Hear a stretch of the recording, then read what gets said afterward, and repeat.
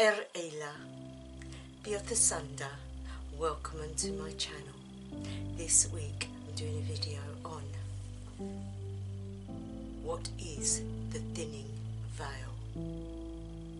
Hope you enjoy.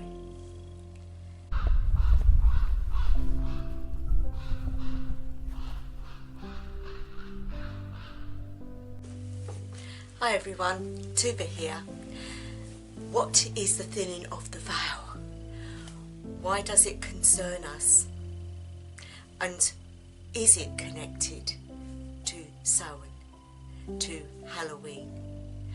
Well, you might ask, the thinning of the veil is something you might be experiencing without even realising it.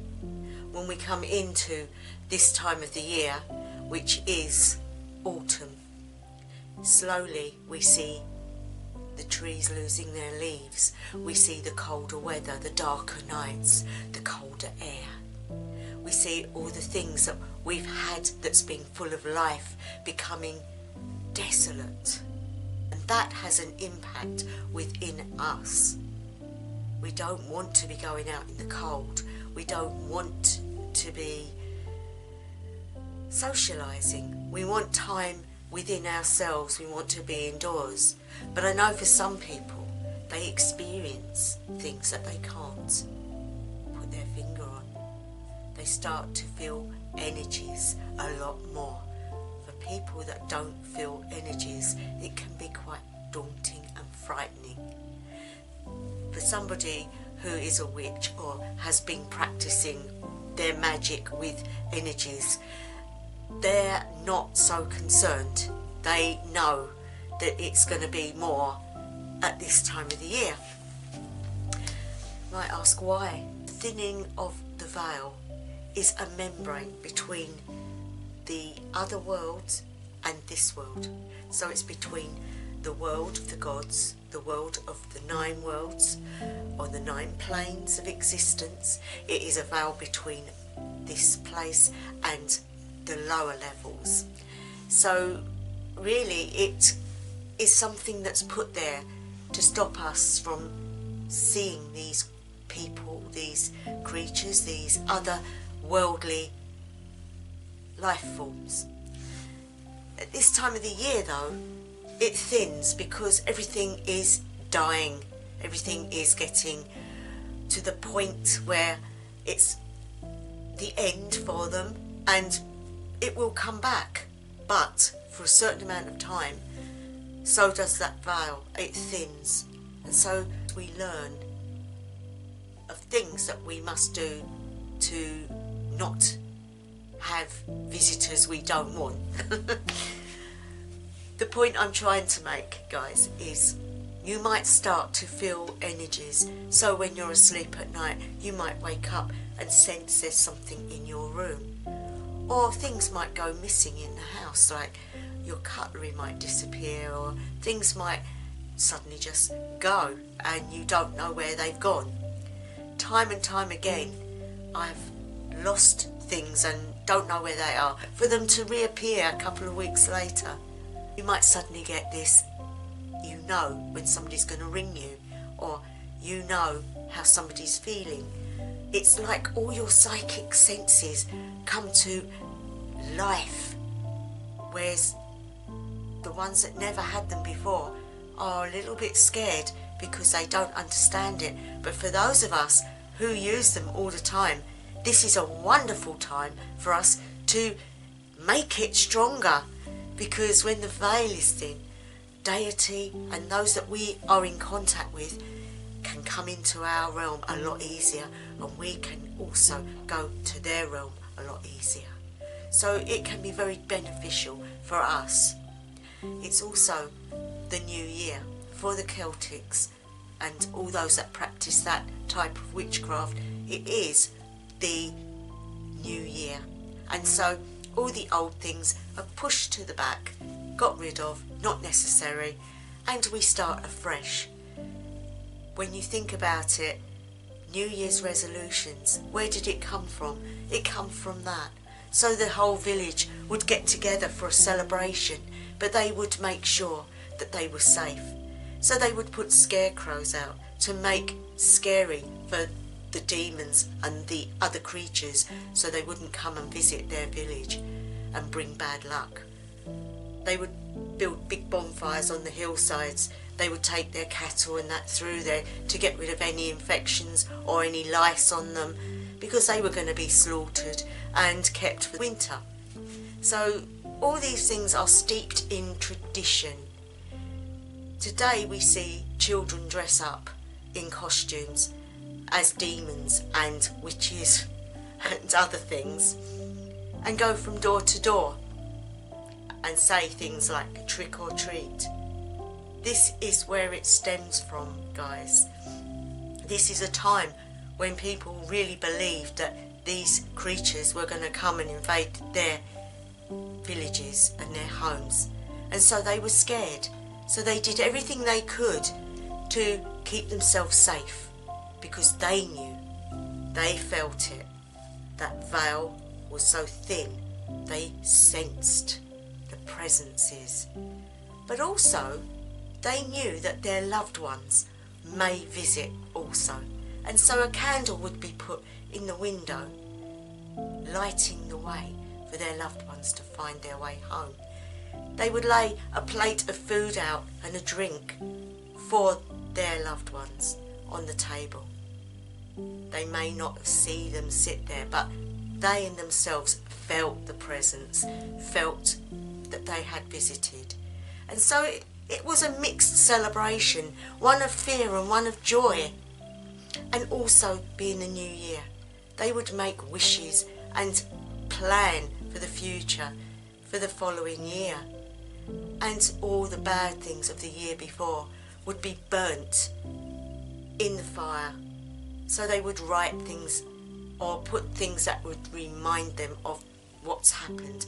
And so we used rosemary for remembrance. You would light rosemary on the flame. You would put things that was disregarded into the flames to cleanse, like we cleanse everything in flame. Using the element of fire. You would then drink and make merry and huddle as families together. You would not be going to other people's homes because they weren't sure whether you was coming in another form. In other words, they believed that if somebody knocked at the door, it could be an elf looking like their neighbour. So they wouldn't open the door anyway. Not a bad idea. But at the end of the day, guys, this is where it all stems from. But the point is, as witches, we do mark this time of the year, whatever tradition we are. You don't have to be a Celtic, you don't have to be a traditional witch, you don't have to be like that. You can be Norse, you can be anything. You do it as it suits you. But it is a good time of reflecting. It is a very good time to make plans, to do a lot of learning, because we don't go out in the winter, we stay indoors in the warm. So what better than to get in contact with your deity, with your teachers in spirit, and get more from them, because we can get closer and we can make good relationships with them. You can use different deities at this time of the year that are death deities, because it's a good time for necromancy, bone readings, using bones in some form, and using your deities to get answers to things. It's not something to just hide away from. You can use divination tools. You can use scrying mirrors. Very good idea, scrying mirrors. If you get black obsidian mirrors, they are brilliant for doing that sort of thing. Using pendulums, reading runes, putting runes as magical symbols around the home to keep you safe. All those things are very good. Using your rituals to safeguard your home. Using things that you have learnt Also, at this time of the year, a lot of people get dreams about meeting their loved ones, the ones that have passed away. And this is because when you are asleep, your brain goes into a type of good state for spirit to be able to come into. So they will visit you in your dreams, and you will remember those dreams, and they will feel like it was really real. Write those things down because they're good to look back on. There could be a little message in there for your future. You never know. It's a time of the year when we can progress. We can do a lot more meditations. We can do a lot more resting, because once the spring comes, we'll be activated again and doing lots of stuff. So it is also a very good time. This time between Samhain or Halloween to Yule or Sol is a time of darkness. It's the main time of darkness. And when we get to December the 21st, we get the sun starts to come back to life again. So we have that short period of time from October to December to really use the time wisely and not to be afraid of delving into new things, learning new crafts, making this time very creative. It's also a time of rest, but it's a brilliant time. I love this time of the year because I'm more mediumistic in my practice, being a shaman, being Seda. I use this time to connect very strongly with my deities and also my teachers and also the ones who come and visit me. Don't be surprised if you wake up in the night and see an apparition. It is that time of the year when they will make themselves known. Try not to be frightened. Open your heart to them. They may have messages for you. You might also find lots of things going missing.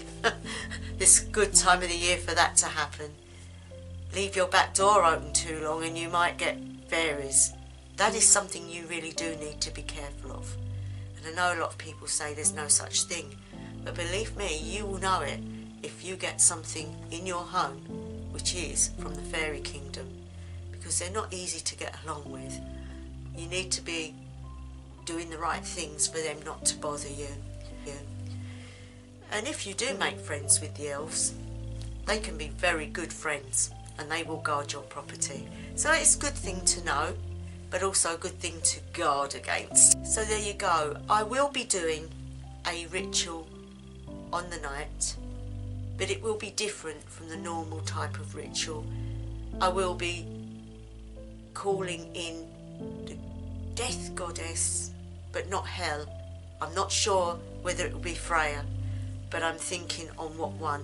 I want to get all my bits together. It will be different. It will be more shamanic, but it will also be very open to the spirit world.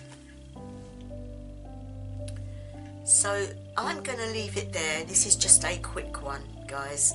I just wanted to let you know what it was all about, what the veil thinning is. Veils keep things safe, but they also become thin or non-existent.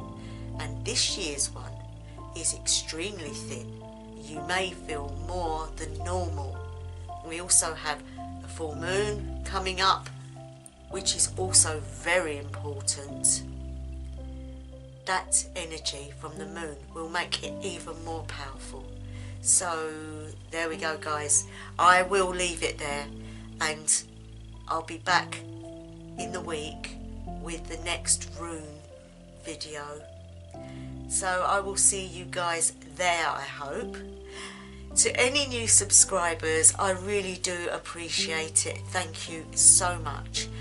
For those who have returned, thank you also. You don't know what it means that you watch my content again. That's really cool. And to those that are always with me, love you guys. Always there for me, and I do appreciate it. So wherever you are, whatever time of day, night or evening it may be, I wish you the best ever. Hausa the Lang.